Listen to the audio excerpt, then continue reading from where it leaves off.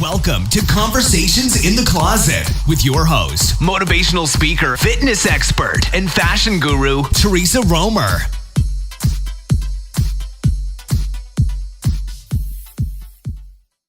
Welcome to Conversations in the Closet. I am your host, Theresa Roemer, and I have my amazing co-host, Maz. Hello, Theresa. How are you? I'm good. How are you doing? I'm doing good. I'm still alive in my Jewish brain. You sound all chipper. It's the allergies. We have things going around everywhere, from pollens from the trees. Then it's spring. The weather is up and down. We live by the water. You don't know what's going on. So just send me a boat and I'll come over. Have you ever been tested for allergies? Yes, I have. As a child, I suffered from allergies. I suffered from. And you don't take medicine? Theresa, I take it once in a while. I'm not a fan of taking too much, antihistamines because, although it says it doesn't, make you drowsy, but it does trigger a little bit of heartbeat. So I try to stay away from it. But just drink a lot of water as possible. Wash the nose. I do that. I do that sinus rinse. That cleans it up. So the netting pot or whatever. I love it. I do too. I love it. It's beautiful. I think it's the best thing they created. It's healthy. There's nothing, no extra additives in it. There's nothing that can distract you from your daily job. It's like a douche for your nose. It's like a summer's eve for the nose. You just feel so refreshed after. If you're listening to this and you ever want to know how a woman feels when they get a summer's eve and they douche, why don't you go and take this neti pot thing that I have for the sinus? They have it at Walgreens and Costco everywhere. Try it out. Theresa, you've tried both probably. Yes. Do they feel the same as? The netting pot on the sinuses is even way better than the douche in the There in the you go. vagina. There you go. Oh, okay. So unfortunately, we're not talking about douches today. Have you noticed we always start our conversations with something else and then we just surprise them with our topic. We take them up and then bam, we just throw them down. So, today I want to talk about friendships, Oh. Why are you opening up my scars, Theresa? Oh, God, because I have often had so many people in my life say to me, how come you don't have more girlfriends, Theresa? How come more of your friends are all guys? And I'm telling you why. I mean, girls can be brutal. Brutal. That's what my wife says. Brutal. And I have to agree with you on that. She has more guy friends than girlfriends. She has a few good girlfriends, but the rest of them, she says she has a better communication level, less drama with men. It's true. And I would prefer a gay guy over a regular guy too, because gay guys seem to understand me even better than the regular guys. But women are brutal. I understand you, Theresa. Why are you stereotyping me? Okay, well, I'm just saying, gay guys, you don't ever have to worry about them hitting on you. They understand you. They're so into fashion. I mean, they're pretty easy to get along with, but Okay, Theresa, I'm gonna stop you right there, boo. I am all of the above minus the gay. Okay, well, you're a 1 in a million then. I just had to get that out of her. But it's official. It's official. It's on the podcast, Theresa. I'm gonna use this against you forever. Yeah, but you know what? The one thing I hate the most is ungrateful friends. Oh, you pinned it. Oh man! Just when you think you've got a great friend and things are just going good, all of a sudden signs start appearing. Theresa, I think when people are in a friendship and you're too kind, slowly and gradually with time, they start to take advantage of that kindness and that affection that you have towards them, and they start to benefit from it themselves. And it gets to a point where it becomes toxic. Well, and one step bigger here is how do you know if that friend is really wanting to be your friend for all the right reasons, or whether they're wanting to be your friend because they want to ride your coattails because of your name or your reputation, or, because you have money and you can, always pay for the bill or take them on trips or fly in your jet with you or whatever. I mean, like, how do you really know when a friend is a friend for the right reason, or whether they're just attaching themselves to you for all the wrong reasons? And you aren't smart enough at the moment to realize this until later on down the road. And then you feel like, wow, I have been so taken. Like, what an ungrateful friend. I mean, like, but maybe they weren't meant to be your friend in the first place, but it took you to have to go through that learning lesson. Let me just take a second and rub the salt off of my wounds that you just poured on, because I am just burning and sizzling here, because I love this topic, because Theresa, when I'm in a friendship, whether it's with my clients, whether it's with my friends, whether it's people that depend on me, whether, it's my landscaper guy, it's this and that. I try to be a very honest person in those relationships. And as soon as I find out that someone is taking advantage of me, that is the biggest goddamn cockblock in the world. And it's a really bad feeling. You feel doomed at that second, because you have emotionally invested time and loyalty and with that person, and all of a sudden you realize that all this time that you put was for nothing. Right. And the one thing that I do not have in this world is a lot of time. Right. So time for me, and I think for many, for a businesswoman like yourself, it's priceless. Right. I say take my money, take whatever you want, take my knowledge, but the one thing that I'm going to hate you for backstabbing me or becoming that one friend that was an enormous amount of venom for me, you destroyed my time on earth. Well, and I'll take that a step even farther, is, women feel like they get emotionally invested in someone, and for someone to play with my emotions like that, where they see that I just get emotionally invested in them and I am like 150% into them and everything, and then to find out how ungrateful they are and how they used me, I'm like, really? You played with my emotions? Like, how cruel. Well, Theresa, let's not forget that many people that are around, just everybody in the daily lives, you don't know who's your friend and who's not. You have to do these tests with them eventually down the line and understand, is this person the best interest for my life? Does this person really want what's best for me, or do they just want to benefit me to their best benefit?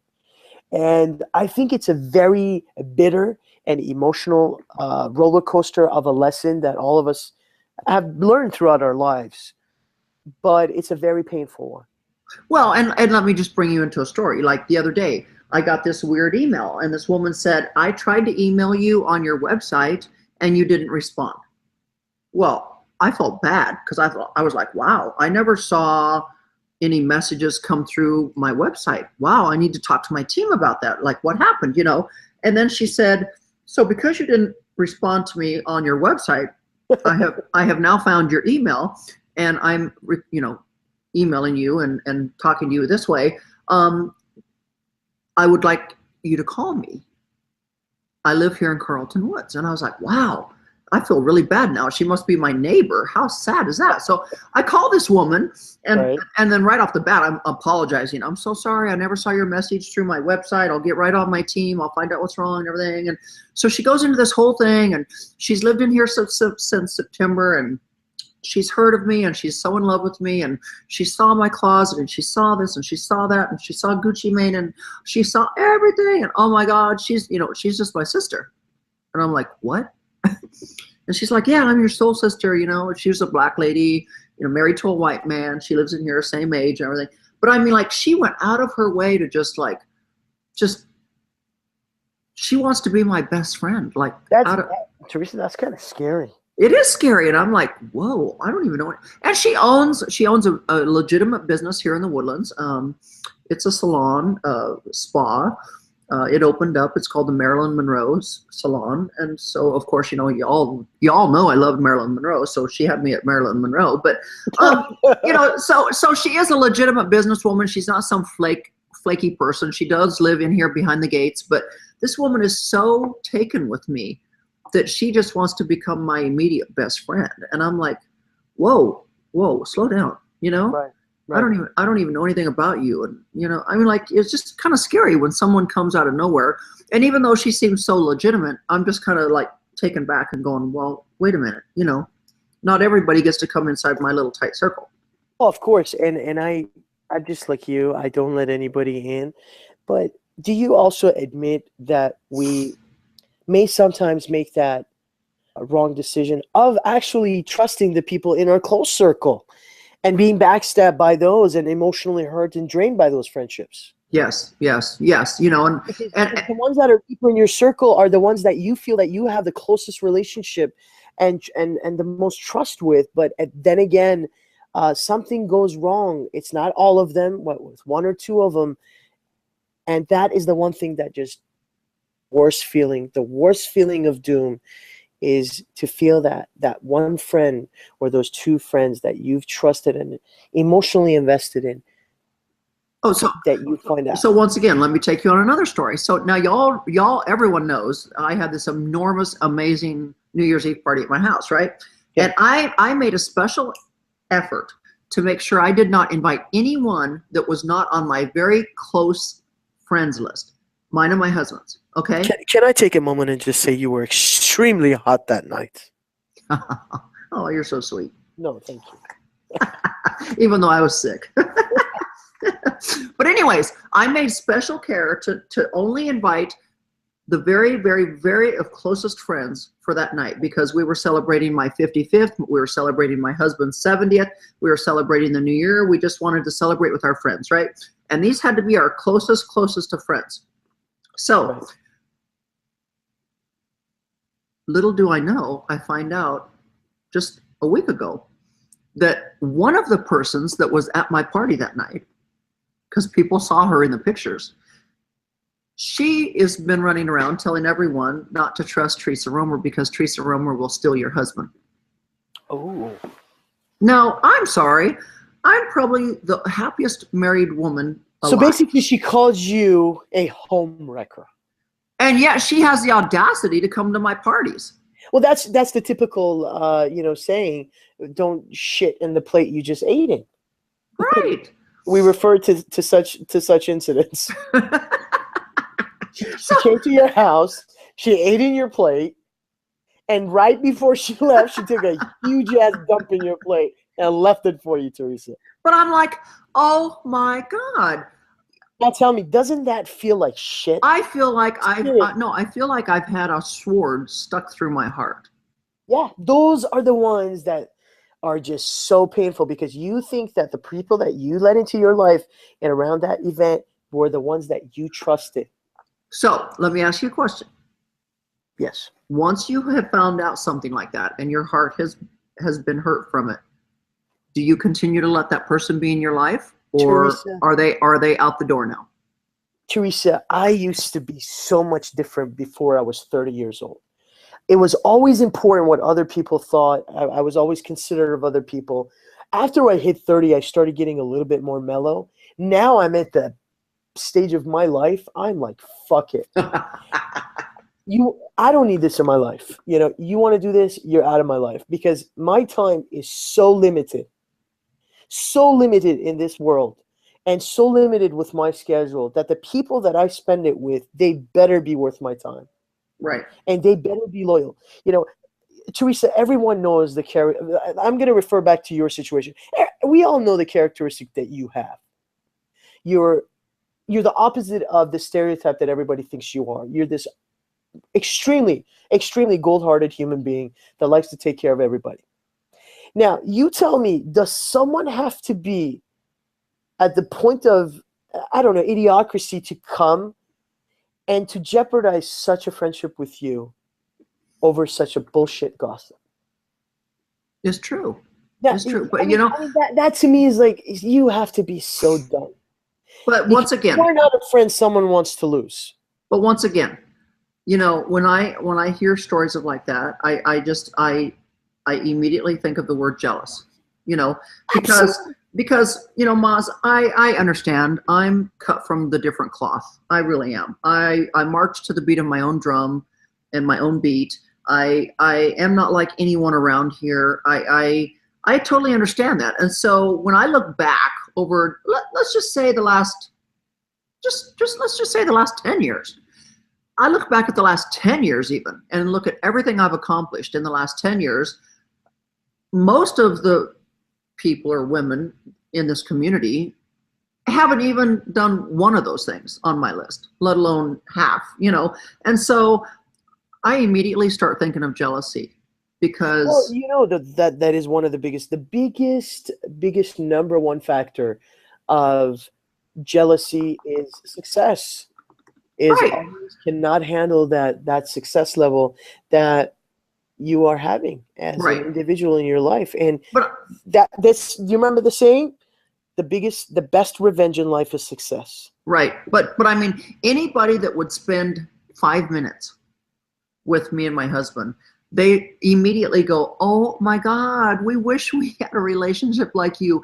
I mean, like he looks at you and just you see drool running out of his mouth. I mean, like he's so in love with you, Teresa, and you two banter back and forth, and it's so cute. And I like most people just they're so in awe of the relationship that my husband and I have. And I looked at that person when I heard that and thought, how dare you say I'm a homewrecker or that I steal people's husbands? I was single for 16 years prior to meeting my husband. Believe me, I waited a long time before I met the man of my dreams. And I have the best husband in the world. There is no one that even holds a candle to this man.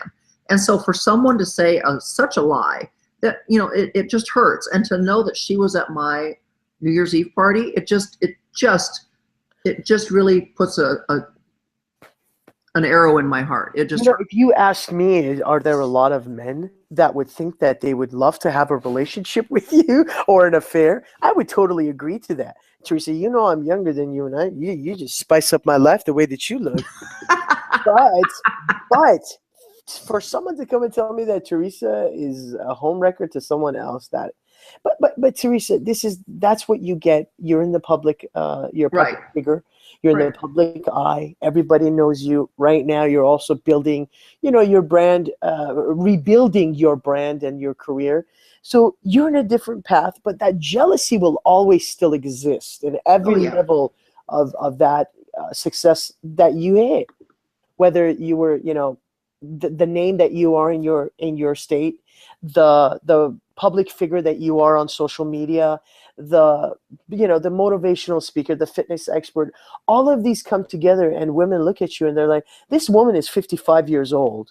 She has this, no one has a perfect life. We all have our little troubles in it, but you represent a healthy person, a successful, healthy person. And coming from the outside, I could see why they sit there and they want to bash you. Really. Well, I mean, it's pretty obvious, but then again, who cares? Well, and that's just it. And that's probably what pisses them off more than anything is because they see that I don't care. That is the best thing that I think that you're doing is not even caring for it. Just saying fuck it, because the ones that matter to you are around you. The ones that know who you are around you, and the ones that aren't, they don't deserve to be around you. The ones that want to bash your business, that want to bash your brand, even with me, I have that around me. Believe me, Teresa, I've let people inside of my life that I still have the battle wounds on me. That's why I'm scraping that salt off. That, by the way, it's not coming off. But I mean, like I have women all the time that come up to me and they're like, I saw your post on Facebook. I mean, like, do you really have to put that stuff out there? I mean, like, we all know how wealthy you are. We all know you have the famous closet. We don't need to be reminded of it every day. And I'm like, I looked at this woman and I'm like, I don't do it for you. I do it for the hundreds of thousands of fans and people that admire me all over the world that don't live right here next to me. This isn't for you. If you don't like it, then quit reading it and get off my channel and get off my social Unfollow me media. and leave. Oh yeah, unfollow. Right. Right, but instead they want. Don't sit there and count my posts and count my followers and count what I'm doing and count my days and my minutes and sit there and try to expose my life to false news and Right. false and gossip. That is betrayal. Right. That's betrayal. And if I know someone's betraying me, I'm going to take them. I'm going to put them in a little trash bag. I'm going to leave it outdoor in front of my house for them to pick them up and take them. That's it. You're done. If you step over that line with me in a friendship and you say such things, you come into my house, you eat my food, you shit in my plate, you talk about my career, my family, my partner, I'm putting you in that trash bag. Yeah. So I guess the takeaway here, guys, is, always use your head. Don't always use your heart and your feelings. Friends can change, and they can. Don't always invest in everybody emotionally, financially, and with your knowledge, because you never know what's going to come out. You never know if how that person is going to react in the future to the too much attention that they've received from you. Right, but I also believe that not every friend that's in your life is with you for eternity. There's that old saying, people come into your life for a reason. A reason, a season, or a lifetime. Right. So not everybody that comes into your life is supposed to be with you for eternity. They might just come into your life for a little reason and then they're gone.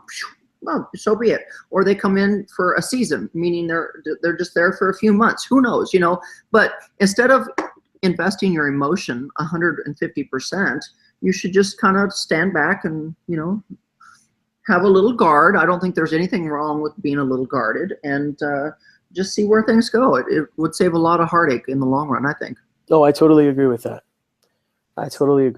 Yeah, so, live with that saying. Everyone comes into your life for a reason, a season, or a lifetime. And thank God for the ones that are in your life for a lifetime, because they're your true friends. And that circle is very, very small. I'll tell you what. Mine is like tiny.